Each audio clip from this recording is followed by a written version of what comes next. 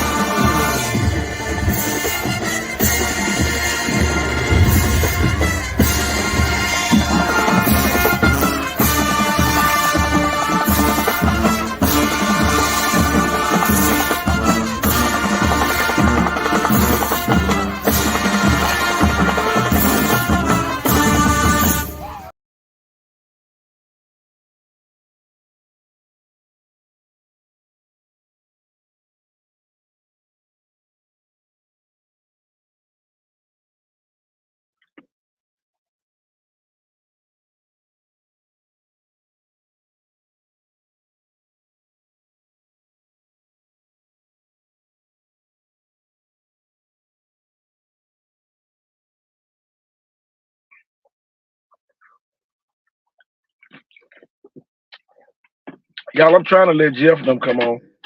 Let them be able to talk on the subject. But y'all know I don't mind. You know. We gonna put it on the screen. Maddie T Blunt checking in.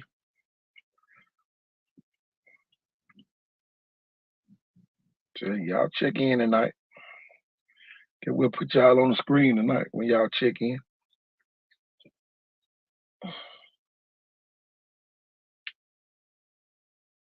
Maddie T Blunt still checking in. Okay.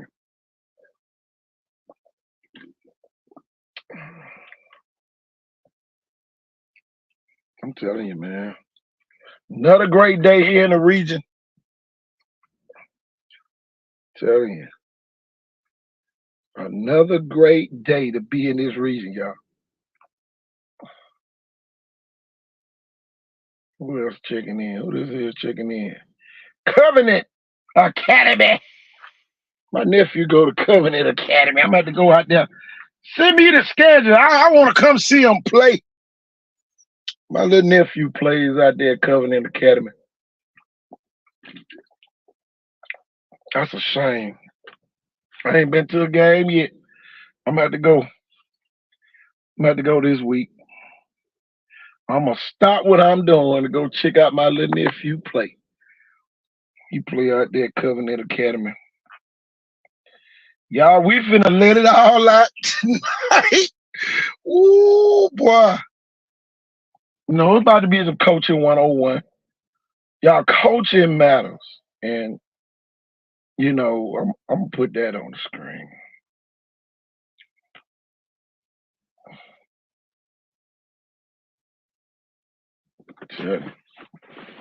Coaching matters.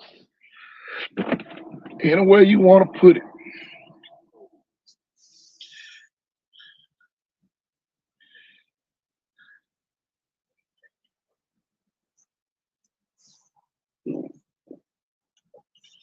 Okay, I'm coming.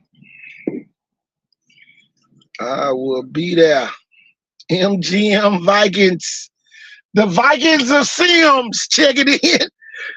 The Highway 45 Monsters of Centrinaire checking in with us tonight, y'all. I'm telling you, boy, we gonna rename some folks tonight. The Lot Road Leopards checking in tonight. Y'all, I'm telling you, boy, we about to, y'all, we gonna, the Lot Road Matty T. Blunt Leopards checking in tonight. Telling you. Telling you, boy. You don't want to get caught playing Mary G. Montgomery. I can tell y'all that. Mary G is on a whooping tour. The Toros of Spanish Fort, Alabama, checking in tonight.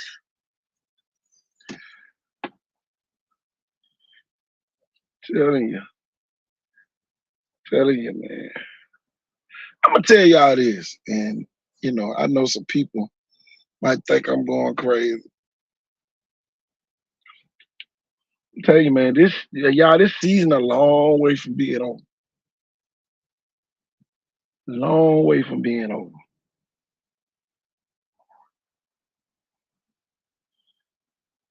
So y'all don't think because your team winning or your team losing that it's over, y'all. I'm telling you. Still got some more games to be played. You know. But man, we gonna talk about this subject. Let me take this off.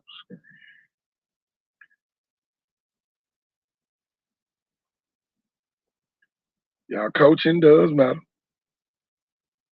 Coaching does matter, y'all. And you know, some people might say, you know, the coach can't play.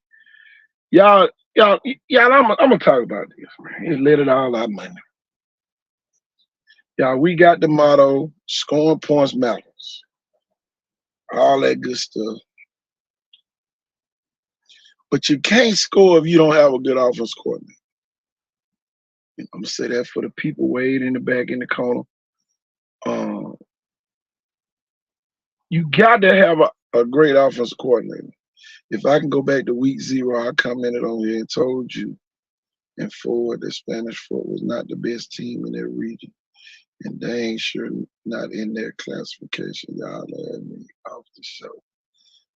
No look. But here goes the thing.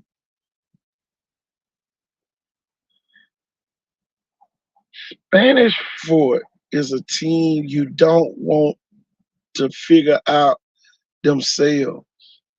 And it's a couple more teams. You know, you and Miss found that out last week. Viger done figured themselves out over there a little bit. And y'all do not want teams like Viger, traditional powerhouses that have won state championship. Y'all, it don't matter what your record is when you holding up the blue map. I want everybody to understand that. It don't matter how many games you lost. It's the team that's holding the map up at the end of the season. And y'all know this for a fact. A couple years ago, Spanish Fort was a 4 seed and went all the way to the state championship game in a year that everybody didn't think they had any players. But there's a lot of superstars. There's a lot of different egos. That's just facts. Oh yeah. You know, Sarah Land loaded now. And you know, and y'all, hold on, y'all. Let me get my especially if the game plan for the week ain't working and you gotta call situational plays. You right. You absolutely right. Y'all, let me get the question on the screen. And y'all, I told them that we were gonna talk about this tonight, and that's what we gonna do.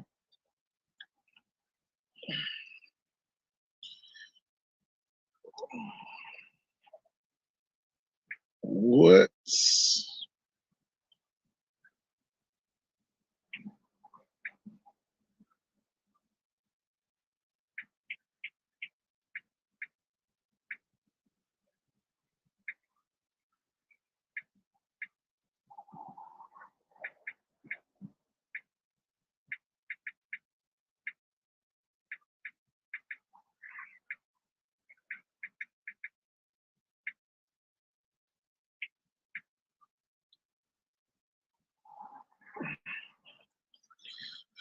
yeah, we're gonna put this on the screen, and y'all can chime in on it. Um,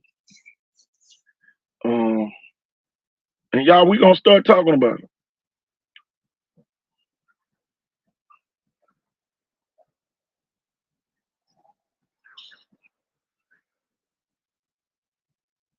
It ain't the word on the street. Yeah, Duke Williams is out for the season. So it's not the word on the street. It's actually that's unfortunate. He not the only player that's out for the season. It's several other schools, but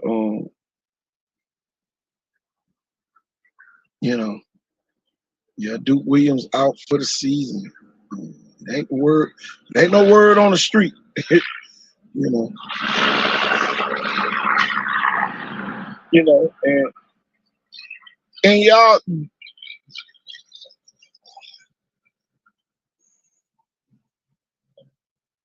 Stay stuck.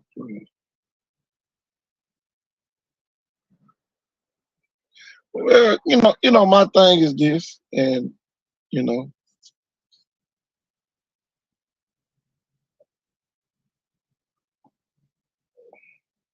there are going to be a lot of games won this year that should have been lost, and a lot of games lost that should have been won. There are going to be some sleeper teams with blue maps this year. Exactly. Last season, after Saraland lost to Theodore, everybody thought it was Theodore's year.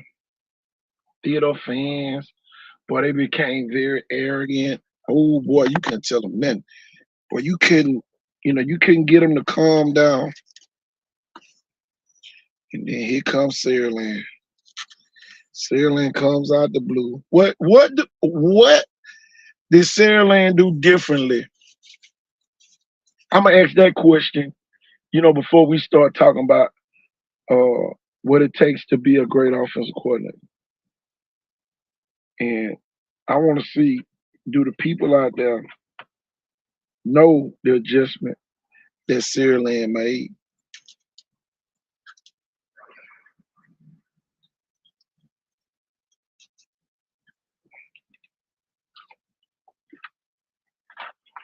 But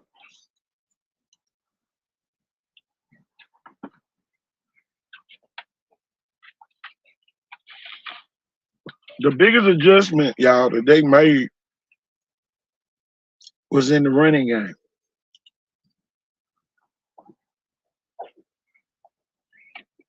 Saraland was able to run the ball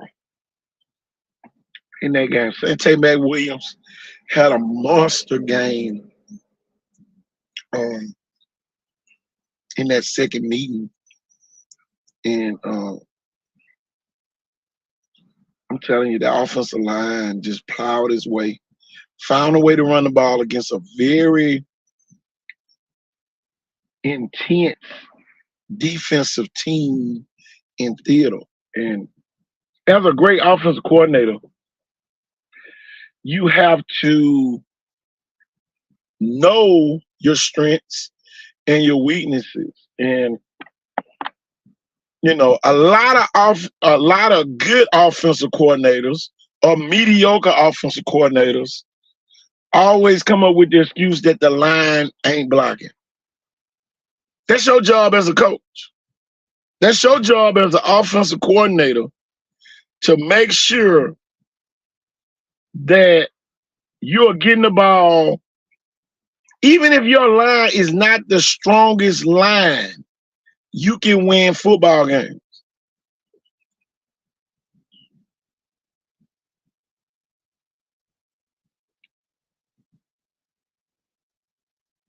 Saraland played prevent. No, they didn't. Saraland ran a 44 defense against Theodore and pretty much shut them down in that game. I don't remember any big plays Theodore had the first time they played them. The biggest was coaches adjust the kids' talent. The problem now is coaches' ego is involved because they want to run a system that don't fit the kids. They have Saraland running system-based off of their talent, bottom line. Exactly. Saraland is utilizing all its weapons. And y'all, I said this not this past Friday, but the Friday before that. They getting the ball to their playmakers. Baldwin County last week against Manatee Blunt, they got the ball to their playmakers. And those playmakers made plays. So as an offense coordinator, you live and die with those playmakers. And if you have a bunch of playmakers, it pretty much dares the defense to pick his own poison, and that's what I see. A lot of teams they lack that. I can't. My offense coordinator got to know offense back and forward. Plus, he got to know the tendencies of the defense.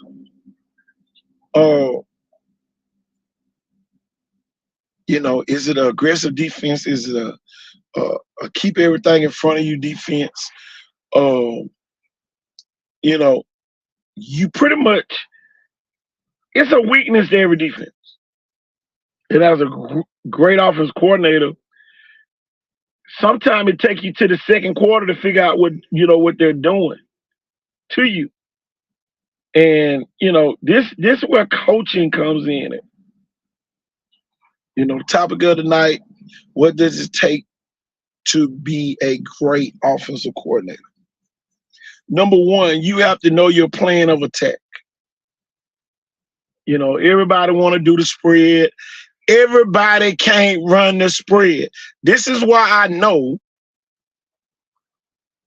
that a lot of schools are not reaching their potential because they're trying to mimic what they do on a collegiate level. Thomasville, I put the highlights on here last night of Thomasville running the wing tee. On the center, they ain't in the shotgun, all that, snap the ball over your head. Number one, you got to have a center that can snap the ball if you're going to be a spread team. And the problem is the coaches do not know how to adjust when their game plan do not work. The game plan works, but a lot of times situations in the game dictate that you have to scrap it.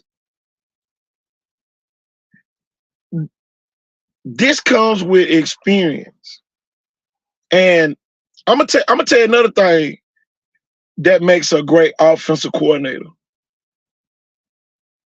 is that offensive coordinator has a team of offensive coaches that assist him in making the right calls, not agreeing, not being yes men all the time. Nah, coach, man, sometimes you gotta say, coach, man, that shit ain't gonna work. And that's what you get a lack thereof these days. This new age coaching, and pretty much the older coaches, they don't pretty much fit in with this younger generation because a lot of those guys are stuck in their ways. And when you call in plays, you have to adjust to what the defense is giving you. And that's the thing, y'all, that I see a lot of teams lacking, and put a name on it. Nah, it's just all over.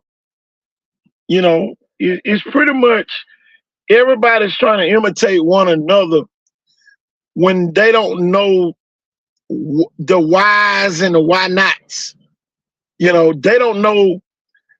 And then now, y'all, you got teams, just loading the box up, blitzing, and you have teams that can't avoid the blitz. Quarterbacks getting sacked. They can see the blitz coming and still get sacked. And then another thing with your offense coordinator, you got to have the right quarterback in the game. Can the head coach be the head coach? Just be the head coach, not the offense coordinator, defense coordinator. It's really according to what school you at. And see, y'all, that's where resources come in at. Jeff Kelly called his own plays up at Saraland. And still be the head coach. I coached under Coach P. Ryan. Coach P. Ryan called his defense and still had a defense coordinator. So it can work. My thing is this: all the coaches really got to be working together to make a great offense coordinator. I'll never forget, y'all, I was coaching defense, and y'all, I would see the safeties roll down 2 or 3 times in a row, and I run down there and holler to the offense coordinator, hey man, that safety keep rolling down. Or you might need to go to this or might need to go to that. And it will work. Mobile is notorious for being a copycat city. There's nothing wrong with being different, especially when it comes to winning. Exactly. And my thing is this: Saraland didn't have a dominating offensive line, but they had a dominating system last season that allowed them to score a lot of points. And they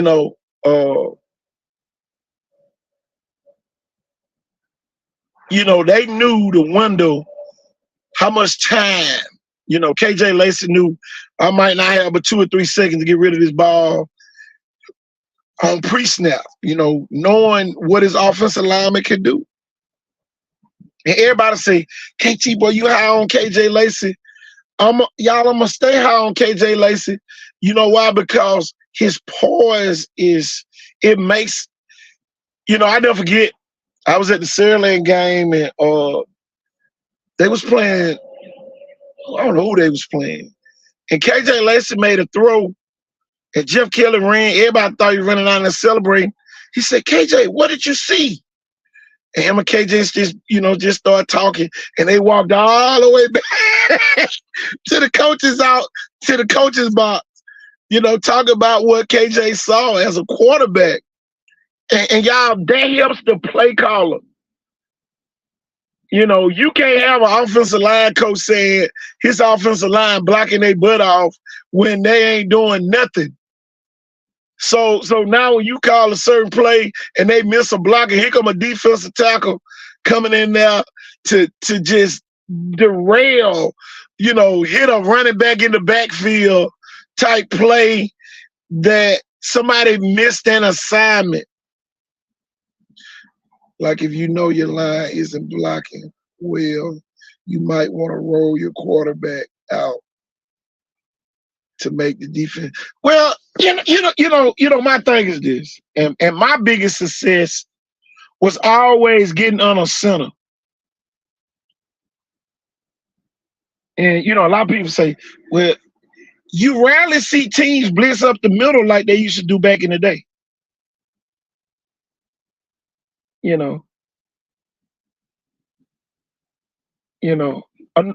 That's the way fullback dive plays. A lot of teams don't have fullbacks because these teams are so one-dimensional. Everything's spread. Even on the goal line, they spread, y'all. These people, y'all, I see teams nowadays don't even have a goal line package. I see teams, y'all, that quarterbacks cannot take a snap under center.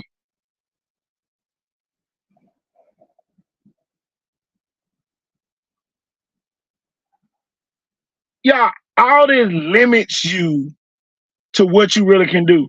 And really being in the shotgun really helps a defense that's aggressive because all you got to do is beat that tackle. The quarterback already about 6-7 yards deep when he catch the ball, and shit, you halfway at the quarterback. You know, off the snap, especially if you get off the ball on the snap. You know, but if you on the center, shit, you run your ass upfield, we can run up under you. You know, so it's a lot of things. I never forget, y'all. My favorite offense was running the wing. I mean, not the wing T, but running the Green Bay Packer offense back in the day. Split backfield. At any time I can run a dive play or come back with a buck sweep or, something to slow down the defense. I could fake a dive and do a tight end dump pass or pop pass and slow a defense down. That was super aggressive. Or I can fake the ball on a buck sweep and do a rollout, just like you said, Jeffrey. I can do a rollout pass and dump it to my tight end, dragging across. I'll never forget, y'all, one year, man, I called that play, and y'all, we scored like a 76-yard touchdown because everybody knew we had a running back that if he turned the corner, he was gone. So everybody was trying to get outside containment. And boy, we hit the bootleg. It didn't want nothing but the defensive end and the quarterback with the tight end dragging behind him. And what we used to do, we just sent our backside receiver on a slant. We would slant him. So when the quarterback rolled out and they was in man, and y'all, it worked out so perfect. So y'all, we ran a slant with the tight end dragging under. And man, we would dump it off, tight end get 20, 30 yards something. In that particular game, and y'all, that was against St. Paul's. Y'all, we scored a 76-yard touchdown on a simple rollout pass or waggle pass. So a lot of people say, man, don't do that no more. They don't do it no more because everybody trying to be a spread team. Yeah, I'll tell you this. And anybody who played a Viper, you can run a 44 defense and beat every team down here. I'm going to say that again. For the people all the way in the back. Everybody wants the extra DB or whatever on the field. Man, I'll shut all that down. These little simple offenses they running, nick and nack and all. Man, come on. Come on, man. Miss me with that.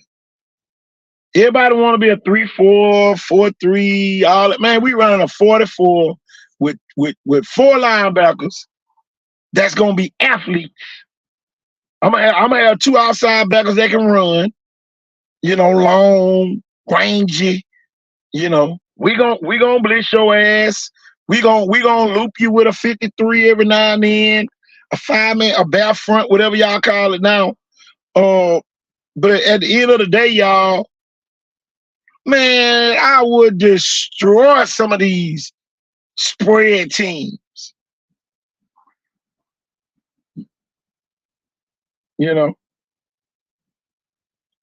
Every team pretty much have. Why do most of these head coaches want to be involved offensively? A lot of them, that's the only side of the ball that they know. A lot of them specialize in offense, and that's really the only side of the ball that they really know.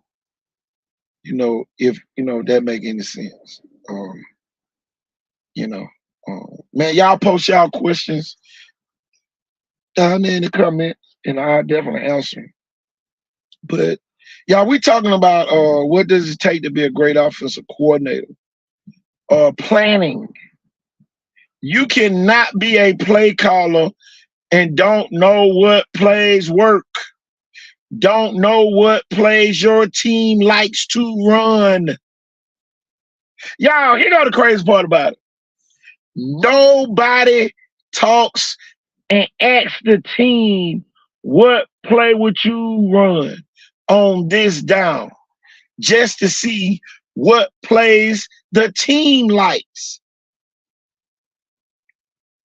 I've never, man, I'm telling you, if I went back and coach high school football right now, it would be too easy to win. Nobody incorporates the kids. It's almost like, oh, you're going to do it my way or the highway. Y'all forgetting that they got to go on the field. Man, you got all these people running all these plays that only 3 or 4 kids on the whole team know. One thing I saw that hurt blood, they couldn't get the playoff in time. Who was responsible? And we're out of timeouts. That comes with the 2-minute drill. You don't get a playoff, and then sometimes, man, your quarterback gotta have some poise about himself. Y'all, this what separates KJ Lacey from a lot of other quarterbacks. This is why I say the kid is in a league of his own. This is why I say Gunnar Rivers is the next guy on deck, the quarterback over at St. Michael's. This is why, and everybody around here want to base things on wins and losses. Y'all, if them teams get in the playoffs, it's going to be hard as hell to beat them teams because they got a quarterback that don't get rattled. And Nick Saban said this the other day, y'all. He said, man, your quarterback got to be a point guard. And y'all, I'm going to tell you this. If KJ Lacey played basketball, he will be the best point guard in this region. Probably the best point guard in the state of Alabama. You know why? He has poise and he sees his teammates. He's looking for them. He knows them.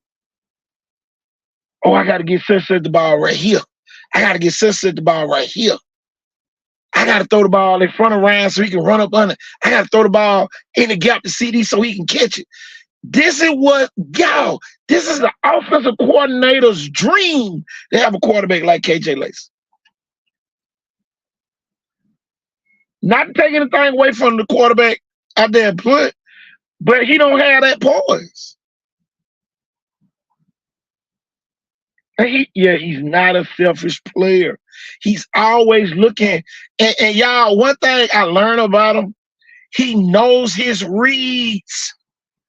This is why I know we don't have a lot of great offensive coordinators in this region.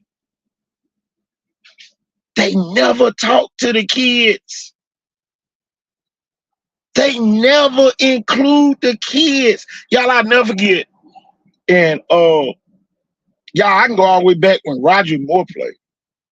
And man, we used to run the Buck Sweep. Y'all never forget Roger Moore. He scored 290, 99, 90. He scored a 98 and a 99-yard touchdown in the same game for us to win the game. And both times the team said, Coach, let's run the sweep. Let Roger run the sweep. Roger ran the sweep down the other team sideline and scored 290, 98, and 99-yard touchdowns to win the game.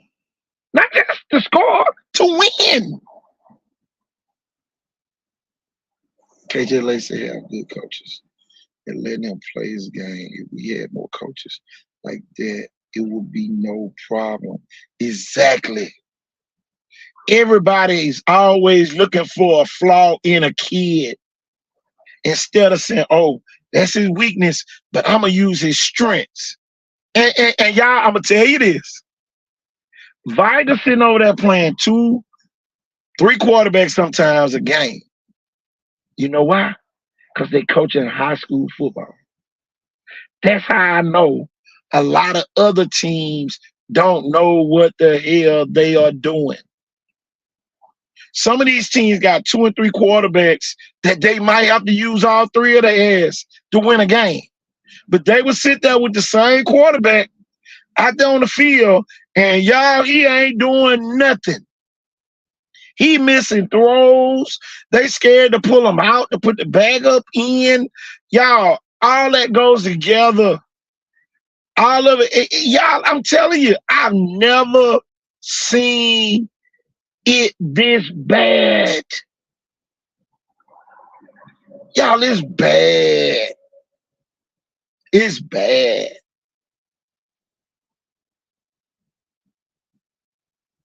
Y'all, it ain't nowhere in the hell I'm not running reverses.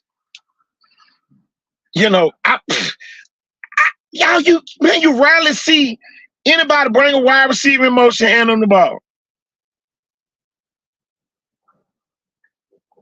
You rarely see in high school football.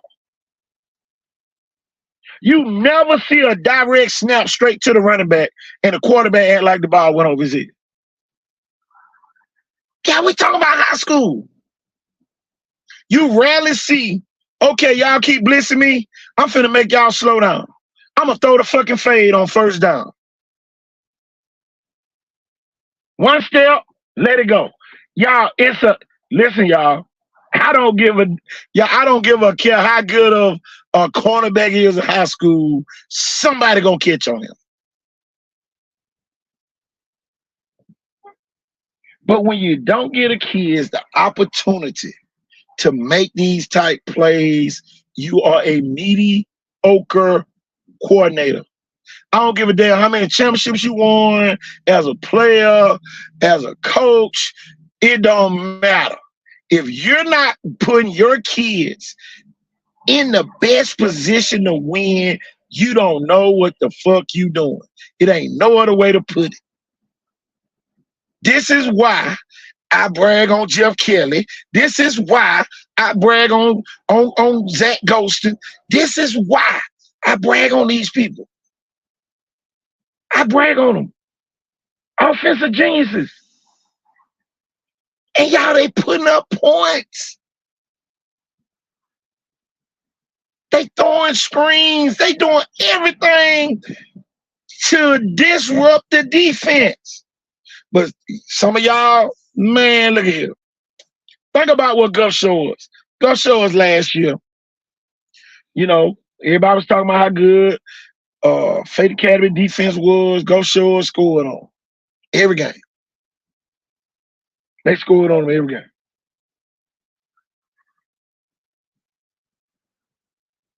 Mobile do not have a lot of good coaches, and what it is what it is. I don't know how they getting these jobs in the first place. Exactly. And you know, y'all expect to go win a state title. Here's the thing, y'all. I sit there and look at teams that traditionally go to these state championships. You look at Saraland been 3 times under Jeff Kelly. Viger went under Coach McKeon's another offensive guy. Viger went under Kerry Stevenson, another offensive guy. Derek Scott went 1 year. That was the only year Viger supposedly had a great defense till they played Central Clay, and Central Clay scored on them almost every time they got the ball, and it became a scoring match. Where Viger was scoring, they were scoring. Viger was scoring, they were scoring. And Viger offense lost his poise. The center and the quarterback was arguing, and Viger ended up losing the state championship game. And y'all, you go to the other part. You gotta have chemistry. You have to have chemistry on your offense. Offense is not the side where you put little Pookie ass over there and he a knucklehead in school. You do not need no knuckleheads on your offense. If you're a knucklehead, take your ass over there and play defense. And y'all, I learned this from the best. You gotta have students of the game on offense. Hey, coach, man, I can't block that joker. Cut him. I can't cut him. Why you can't cut him? He too strong. Okay, we got a drill for that. Let him go, and then we're gonna throw the screen up on him. You have to be creative, and y'all, a lot of teams are not creative simply because they got knuckleheads on offense. You can't have no knuckleheads on your offensive side of the ball.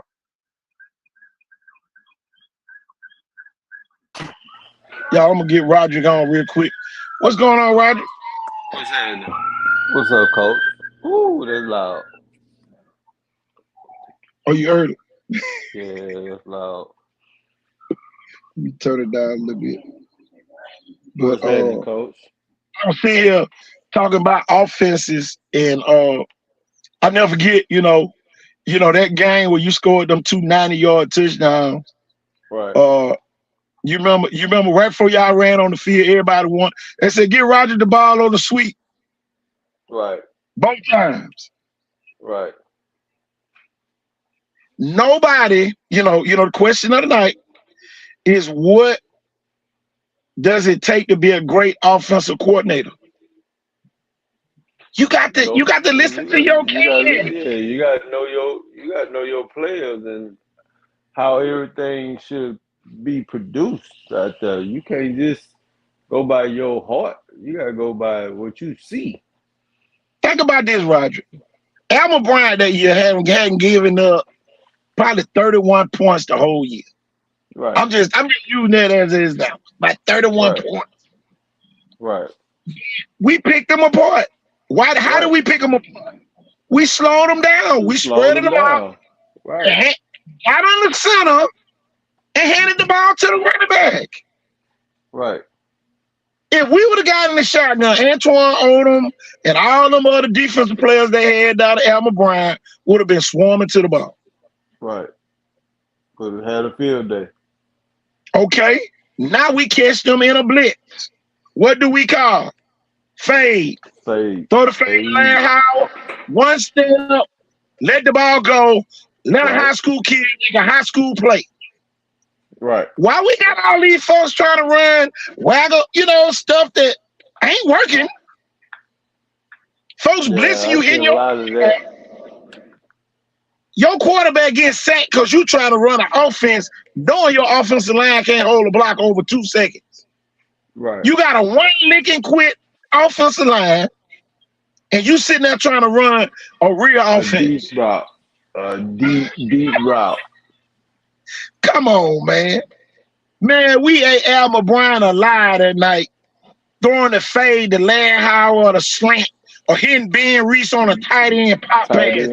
Right. Over the tight end pop pass with Theodore. Theodore kept walking the man down, and Ben caught the pop pass with 79 yards for a touchdown. And y'all, Theodore was a physical defense that year, but it didn't matter. Touchdown volume. Touchdown volume. It didn't matter. You're right. Yeah. And I'm going to tell you this, though. I'm going to tell you something about emotion. A great offensive coordinator going to run a motion just to see what the defense in. Yep. See what they can get in and get out of.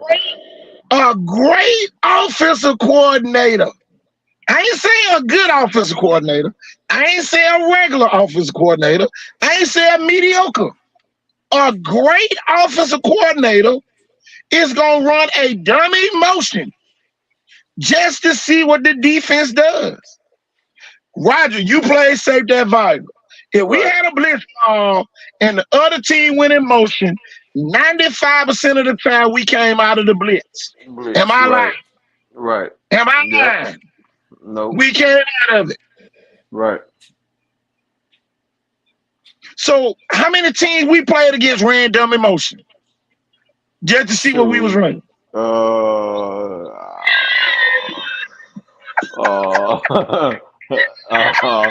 don't know. Sure, I ain't seen no Dumb Emotions. Man, come Let me on. see. Come on now.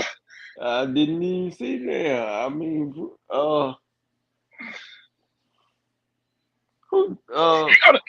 Here go the Was it? crazy part about it.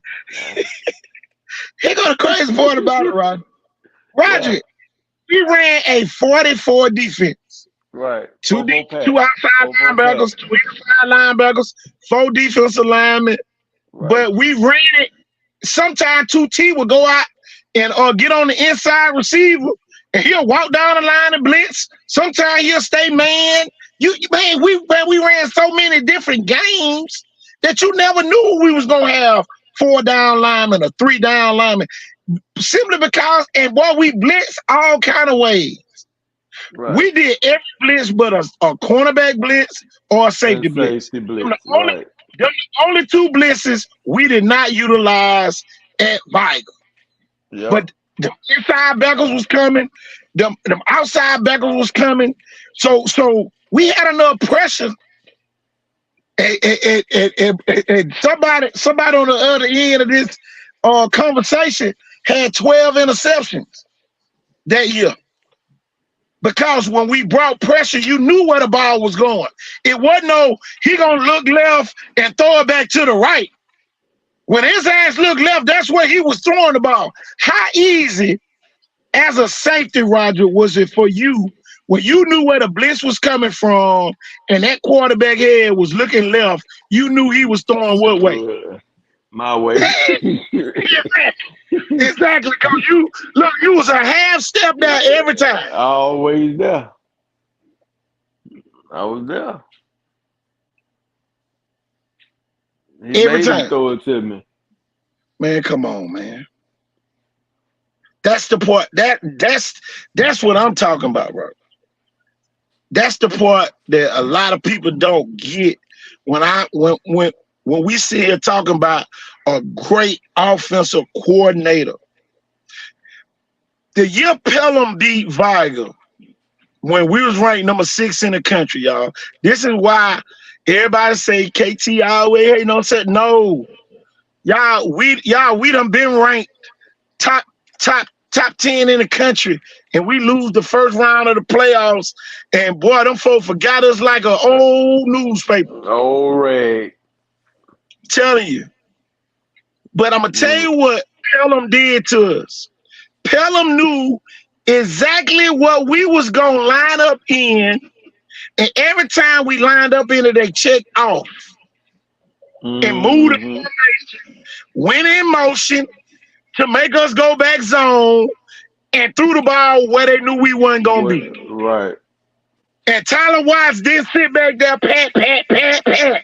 Tyler Watts catch the ball in the shotgun, it's gone. Quick. Everything he threw was quick. Quick slants, quick outs, quick. Oh my God. Dip. Throw it to the man in the flats. Cut, button Man, hook. come on, man. Man, them folks nickel and dimers. Man, them folks nickel and dimers all the way down that field. Yeah, that button hook was his jump too. Man, come on, man. That man did a 5-step turnaround on us every time. Man, come on. And we couldn't get there. We couldn't get there. But that's what a great offensive coordinator did to beat a great defense. Y'all, we had just beat them for 48-7 the year before. Destroyed them. Man, them folks figured that whole thing out. Tyler Watts came down here and got him a scholarship on us to Alabama. He beat Viger. Beat Viger. Number 6 team in the country. Yep. Tell He you. beat us. But That was coaching there. my thing is this. My thing is this, and y'all, it's not to throw the coaches under the bus. They got to do better research, you know. And most of your research should come from your team. Double research. I gotta ask my offensive line, if it's 4th and 1, what play do you want me to call? Right.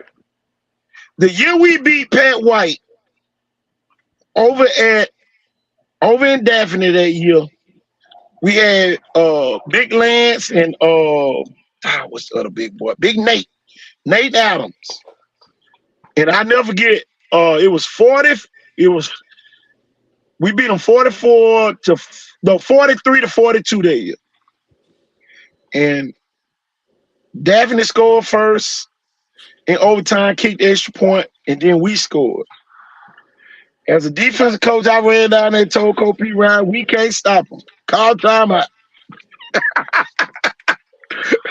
They knew exactly what Roger Dillman knew exactly what play to call and who to run behind to get the 2-point conversion for us to win that game. That's when you are great off. Coach Dillman arguably is the best offensive coordinator that I see with my own 2 eyes. Yeah, he coached me as a kid, 5 years old, 5 to 10. I'm talking about best offensive coordinator. Think about the plays he used to call. And y'all, they worked. I never get, y'all. The year Viger lost to Robert E. Lee, Coach Jimmy put in a play called 24 Daylight that caused everybody to block the man that lined up in front of them. Right. A hat on a hat, running back find your hole. It can be on the left, it can be on the right. We're going to put you deep enough that now you can see where the hole is. And you can bounce left, you can bounce right, you can go up the middle. Wherever you saw daylight, that's where you ran. Lectron went 80 yards for a touchdown. And it's an unstoppable play because it's a hat on a hat. Every man accounted for, and you run it out the I formation.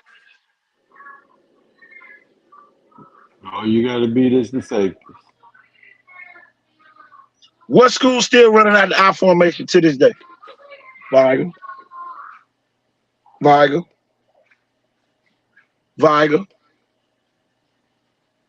Why Green Pants running 80-yard touchdowns? Because Viger going to put a hat on a hat and block your butt. A hat on a hat. Man, Viger offensive line, boy, they were blowing folks out the ball. That's what they do.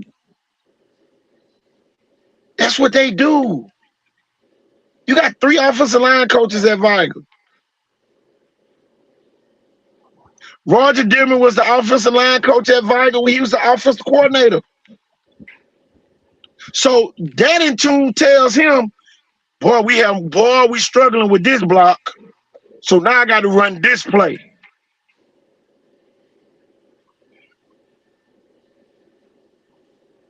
St. Luke's checking in with us. Think about this though. I want you to think about this. Being an offensive line coach, what does that enable you though? I know my tight end can help us block. I know who I need to block. Exactly. I know who's soft. I know who's coming in strong. Who's playing back? Who's playing up? A lot of people didn't know. Think about this though, Roger. A lot of people didn't know Larry Howard wasn't a good blocker. No, man. But everybody's, Larry Howard, one of the best receivers ever came through Viger. No, he the one that made big plays. Big plays. Made big plays. He did not want to block. Nobody saw the touchdown when Jarvis ran it in and Larry Howard was on the Larry sideline. was right. Larry was on the That was sideline. Arthur Medice was blocking his butt off. Cedric Smith blocking his butt off. Rydarian Dees, the running back, blocking his butt off. Think about, think mm-hmm. about, think about when we put Cletus and running back in practice. You remember we were preparing for Alma Bryant. Right. And Cletus was the running back that we were using for the scout. For And the he dummy ran so team. good. Yeah. So he was running so good, we said, shit, we might well run him. Yeah. Went to trips, one back, under center, and handed him the ball, and y'all, you averaged 9-10 yards a carry. Sure did. 9-10 yards a carry. Ended up getting a scholarship to Alcorn State. Off one game. One game. But it's just like, this, I'm gonna talk a little bit about it and we about to get off of it. That's what great offensive coordinators do though. It's always a wrinkle for the second half of the season. See, everybody thinks Sarah ain't gonna be running the same play they ran the first half. They not gonna be doing that no more. So Gotta now, switch it up. it ain't really switching it up. We've been repping the plays. We just ain't ran them yet. Right. That's what great offensive coordinators do. They have the workmanship of an ant. An ant always stores for the winner. And a lot of these people just calling plays. Man, you could tell they just calling plays too. 3rd and long, we're gonna run a little simple draw play. And get about 5 yards when you need it, 15. How many teams have you seen throw the out route? I ain't seen none for real. Slot receiver run an out route. The outside receiver run a go. Something gonna come open. I ain't seen that all year. Man, come on, man. Everybody trying to imitate what the winning team's doing. Yeah. You don't have that personnel. You don't have that personnel. You don't have that personnel. You can't run with Serial and run. They got multiple receivers. They got multiple people that can catch the football. So you can't run if you only got 3 receivers that really can catch or really fast. Right. You might have to 3 yards in a cloud of dust, even in throwing little short passes. Throw a slant pass, get down. At least get 4 yards. Tell you, throw the hitch route.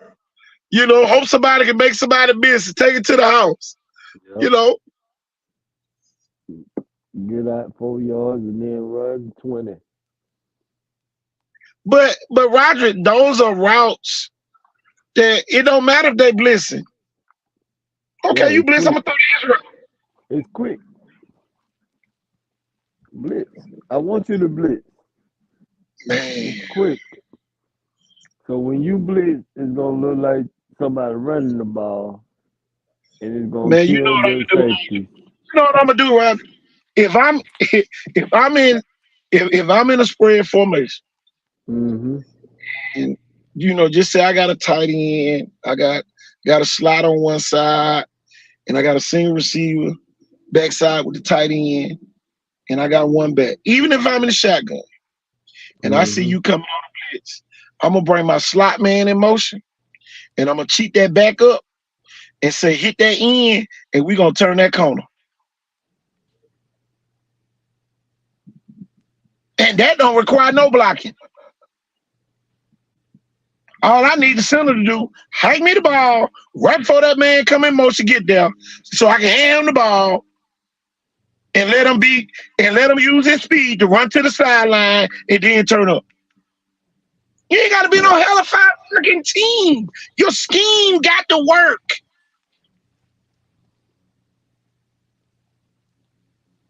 And these teams are not, man, I'm telling you, man, these people be having talent. Man, they make Mary G and all them look like geniuses. No, they are geniuses because they're getting the ball to their playmakers.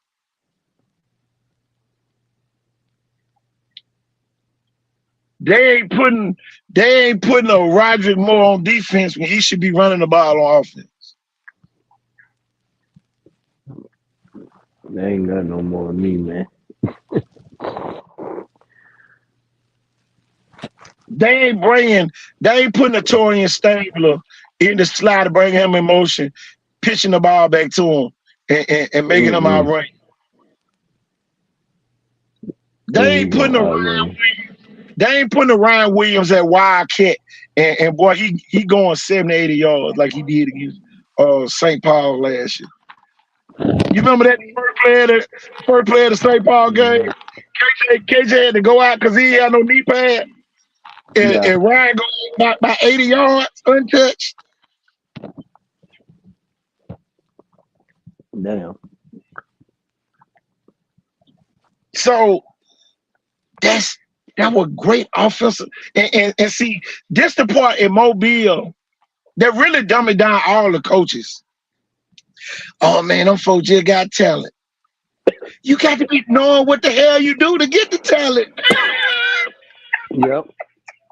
Sure, you can have all the talent in the world. You don't know how to put it together. You ain't got nothing. Question: calling plays from the sideline or running the plays in? I'm running my plays in.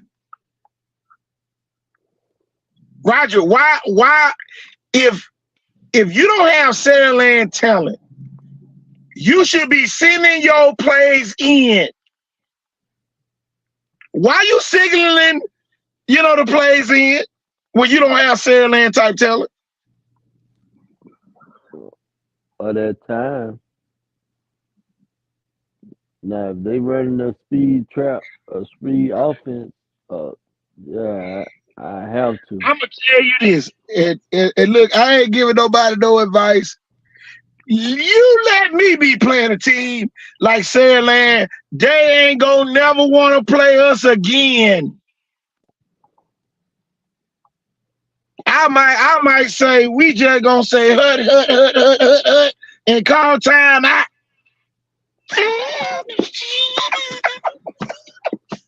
We might hurry up, get to the line, and just hut. Boy, ain't gonna be the worst game you gonna play. I'm gonna have you you gonna be so out of it. But see, that what great offensive coordinators do. You control the game. You make everybody watch you call plays. These people be running tempo, and right as they be going 3 and out. And boy, you look up at Saraland, 42 net at halftime, 44 net against Mary G. You see what I'm saying? And everybody thinking Saraland running up the score. No, the dummy team is trying to run with these folks. That's like in basketball. Why would a team that runs the Princeton offense run the ball up the floor in basketball? It don't make no sense. It don't make no sense. If I can't match talent with y'all, I gotta woo y'all. We gonna come in motion. We gonna go over here and get set. It's gonna be about 3 seconds left on the play clock. And now we gonna hike the ball. While under center, I'm gonna make your D tackles be in that position for 24 seconds. Every time we get the ball. Big Tony them gonna be mad as hell. Man, why the fuck they keep holding the ball? We gonna slow that shit down so bad. Soon as they get off the ball gone. Come on, man. Make that man, look, we gonna practice that. We gonna practice it every day. Nowhere in the hell you gonna run no score up on me. Man, boy, you remember that year Jeff Davis beat us at Pritchard State 10-7 in the playoffs that year? They was up 3-0. Hey, remember they went on like a 18-play drive and took the whole third quarter away from us, and then scored the first play of the fourth quarter. Mm-hmm. That was back in like 95. You know, that before y'all got there. That when Big Eno was playing. Big Edward Frazier and them were playing in. Man, that joke was too funny. We couldn't do nothing. That's high school football. Yes, scoring points matter, but I ain't finna get my ass embarrassed. Right. I'm not gonna get embarrassed. I ain't gonna be conservative now. I ain't gonna sit here and just say we ain't gonna be trying to get no first downs. If anything, that's what we're gonna try to get. But this the Every thing, time. right? When you sit in that play and that team busting out their huddle, now everybody should know. Now you got the couple seconds that it's taking the line to get there for them to say, damn, I don't know who the fuck I block. Man, you better block the goddamn tackle. You know what I'm saying? Well, you know how they used to talk in them huddles, right? Man, boy, you better block that motherfucking tackle in front of you. Hell, you mean you don't know who the fuck to block? Mm-hmm. Every play we didn't know it. Some play we beat or forgot.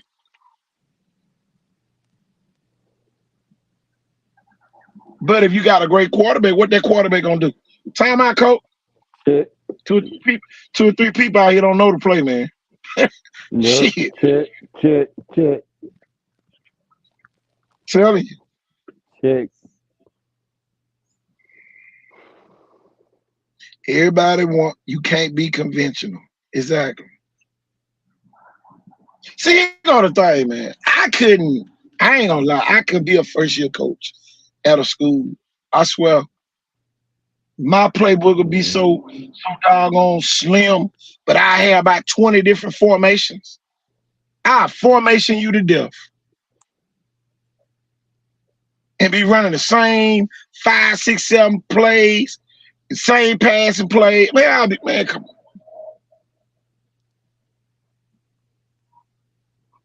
But you got to know your kids. My speed guys, I'm going to bring your butt in motion. Listen, I'm going to hand your head the ball. All I need you is run to the sideline and turn up. That's all I need you to do. When I hand you this ball, you outrun that defense end to the sideline. Then you turn up. It's going to have to be Javion Clowney to catch. My damn man coming in motion. Cause boy, I'm going to chip that in with that doggone running back. I'm going to cheat that back up. So when he get that ball on the handoff, that back already leading him. He ain't got to even be able to block the end. Just get a piece of it. That's the part of football that's missing. Yep. We want to call these plays. We want to call these plays, and when these kids miss blocks, they want to blame, man, the line ain't blocking. No, that's your damn fault. You know if your line can block good or not. The hell you trying to run up the middle, and you know your damn line can't block. What the hell you trying to drop back the pass? What you dropping back the pass, and your line can't hold a damn one lick and quit damn offensive line now? Here you go trying to run a pro star outfit. Yeah, we gonna drop back 7-step drop and get your ass stacked every time. You remember that year? You remember the same year, 98, we played against Jake Wilson. And remember LaFleur used to roll him out all the time so you can get to him? Man, boy, Jake Wilson was a big quarterback, boy. How many interceptions you had that game, right? Against LaFleur that year. Was it 2 or 3? 3. Yep. Because every time 2T hit that joke, he was so strong, he still was throwing it. Yep. And I came across that cornerback face every time. Come here. Kid to me. That was those shoot boys. That was those shoot Yeah, boys. so did. So did. Yep. They put one of them over there. I got him. They put the other one over there. I got him too. So did. Man, that joke was crazy. And they But still wouldn't play me like they supposed to. man, come on. Don't get me That, started. that dude wouldn't even Don't shake my hand the other night, man. No. Yeah, man. Coach East did. Coach, what's the other coach name? Wide receiver coach. Coach Don. No, not Coach Don. Carlton. Yeah, tall, kind of. Oh, He Coach just, Carlton was he, yeah, he just shrunk down a little bit. He ain't tall no more. there. Oh man. Yeah, he was tall, but he had that hump. Yeah, man, him used to work at Glendale. Yeah, He used to work at Glendale. Boy, that was a good old day. yeah. That was the good old days, that boy.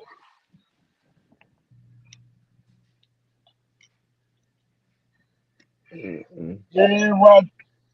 That was Man, a we good about to one. take this question down. Anybody else got any more comments on that? Y'all, we about to I think we done let that one ran its course tonight.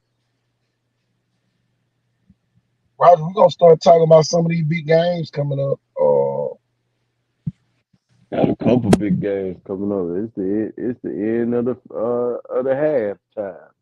Well, you got Foley and Sierra. You know, I ain't gonna Right. take away That's from the game. That's a big game. Uh, yeah, it is. whether They got Sierra win 59, then a 21-12. It don't matter. It's still a big game. yeah, Uh, they still got Foley some got big Perry Thompson, personnel. 5-star. Right. You got to give respect where it's due. So, Some you deep, know, some good personnel playing.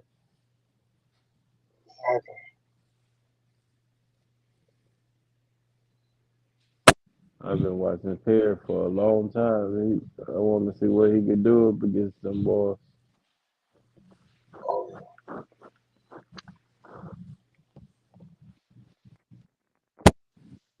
It just seemed like to me Perry is great under a slower defense. You know what I'm saying? But once they get that fire under them, it just turns to uh he missing in action a little bit. Roger, we got one more question. What coaching staff living up to the hype? Sailing, Mayor Maryland. G, Yep. Baker. both of them living up to it. Yep. Jackson, Yep. All the number Jackson, another one. team. Gulf Shores, All the number one. you They know, living up to the Viger, hype. Right. Viger living up to that hype now. All the number one. You know, whether you like Shoot, Viger or not, Mirror. Living up to their hype right now. Shoot, we You got know, Mirror. Hey, Mirror number one. Who that is number one in that class? St. Michael. say Michael. Yeah, exactly. Yeah, they living up to the hype. Uh,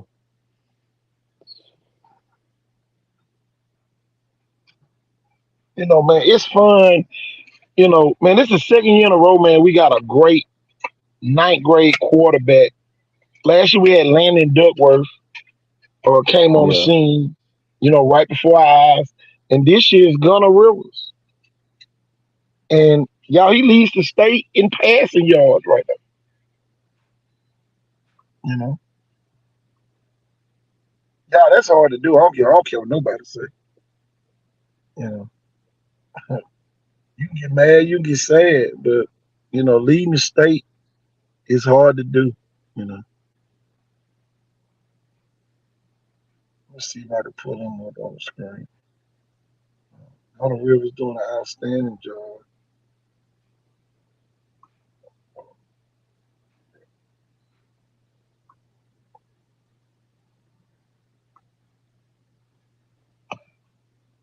Mobile Christian, I think, Yeah, got a well, big game this week. they Non-region game. living Let's big. see. They doing big things over there too. Oh, they play. They play good. They play Orange Beach this week.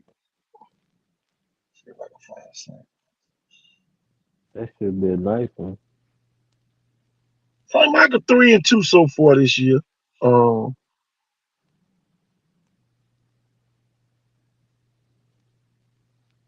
just like I say, Gunner Rivers 15 touchdowns this season so Mm. far.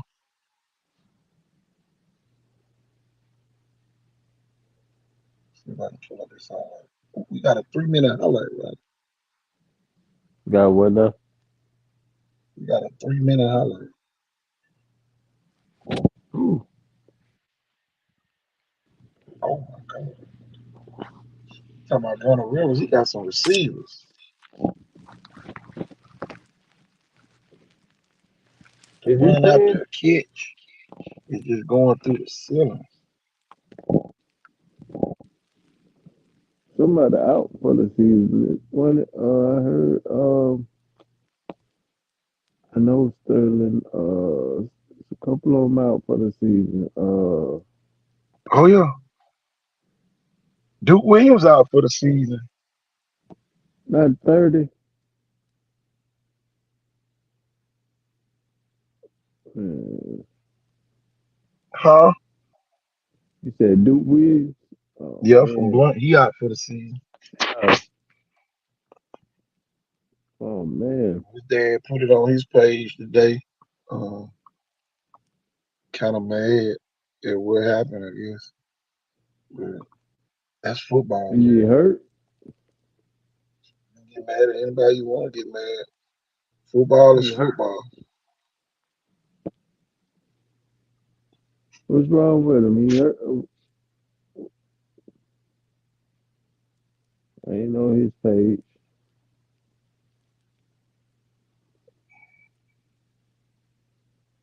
You heard me, KG? Can you hear me? So that again, Rob? Is he hurt? What's wrong with him?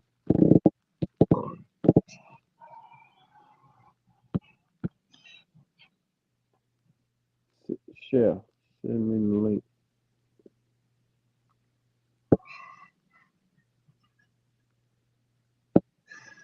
Man, I thought Jeff was coming on. They acting like they was so hyped.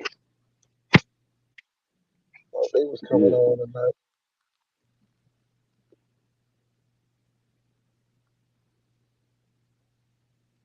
It was 9 o'clock by the time my day don't, man, it starts early and ends late every day.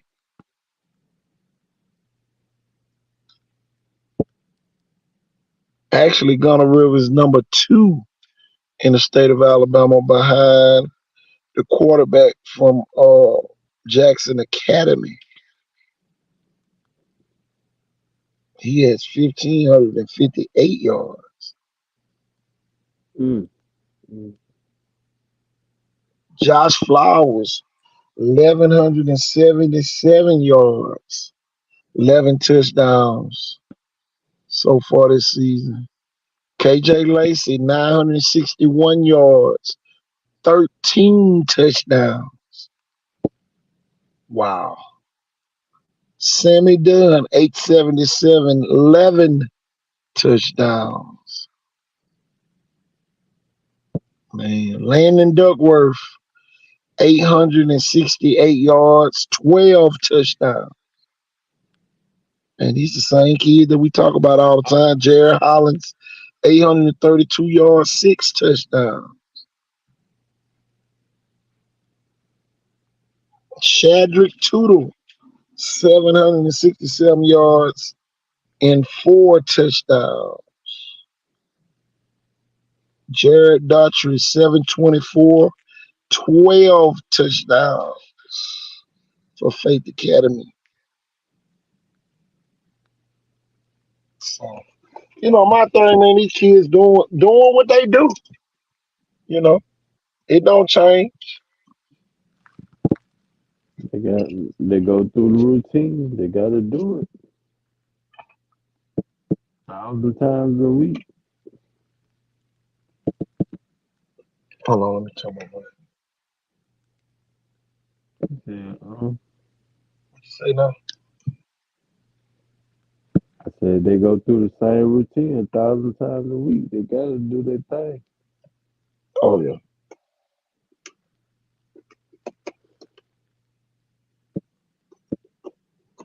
Yeah, Jeremy, they run their octane, but on the regular gas.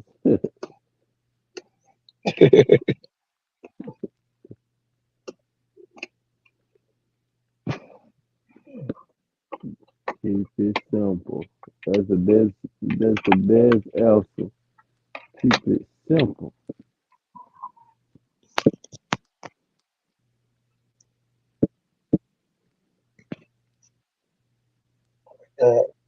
People in the comments. What qualifications does one have to be a coordinator?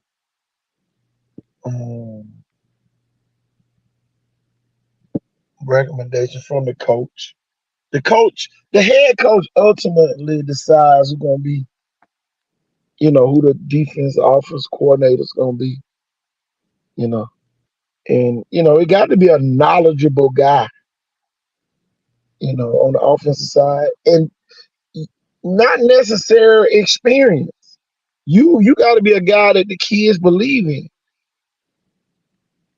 you know. And you got to win the kids over if you're an offense coordinator. Definitely, you gotta know they habits. You gotta know what make them sad, what make them happy, all that. When they get an attitude, you gotta know how to calm them down, get them back in check, all that. Yeah, but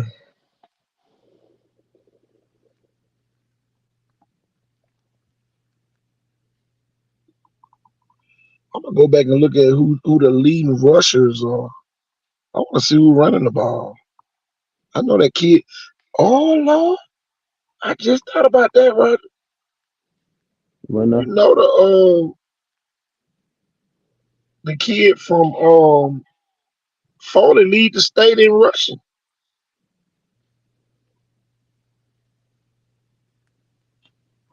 Yeah, yeah, that kid lead the state in rushing.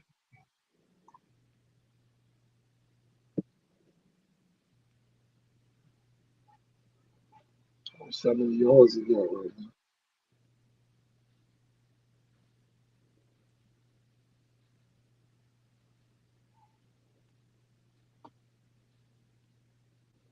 Philip Rivers' son Gunner, yes, his name is Gunner, rocks the 17 jersey like his pops, and he slings it like him too. Dad, a San Diego Charger legend and an 8-time Pro Bowler, is the head coach and has to be proud of what he has seen from the sidelines. The ninth grader from St. Michael Catholic in Alabama is averaging 291 yards passing per game. He has thrown 13 TDs in 4 games, and his 1,164 total passing yards is fourth in the state. He is off to a hot start to his career and is emerging on the scene as a certified stat freak. How do we know all this? Because his coaches get their stats in the maxpreps.com. That's crazy. A lot of people know Sarah Canyon for being a best. That's crazy. Gunner Rivers got his a lot of own these coaches these commercial days don't on know how Max. to switch packages either. Can't make it up, Roger. The kid got his own. The kid has his own commercial on Max Pro. Damn. Man, I'm in shock, man. I gotta go see it. I can't see it. It's on Maxburg. Oh yeah, I know. I can't, man. This is unbelievable.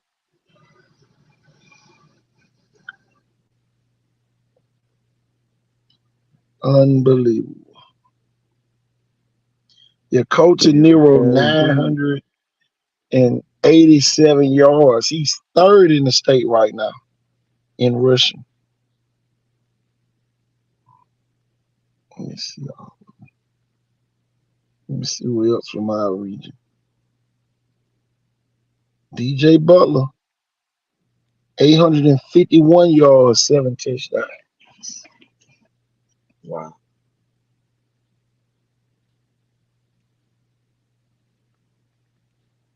Let me see. Oh, Green Pants, CJ Benjamin, 680 yards, 10 touchdowns.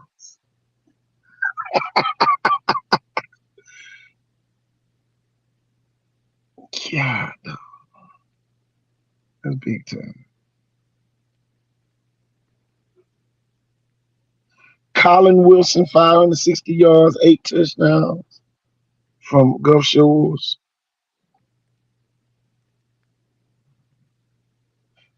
Josh Flowers, 538 yards rushing, 8 touchdowns. So he doing it in the air and with his legs.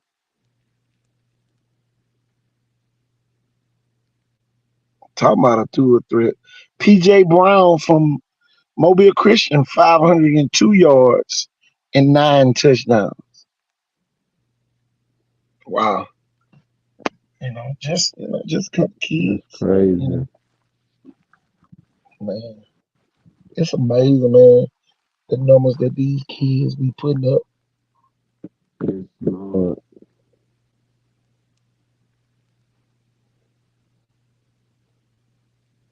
It is so amazing. Yeah, this region's gonna be very, very much amazing this year. Cause man, everybody is clicking on all cylinders right now, and they headed to the championship. They going to playoffs. It's time for playoffs already.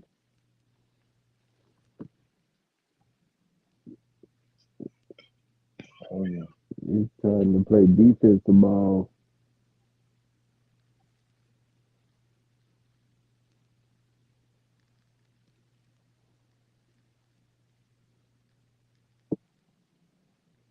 Boy,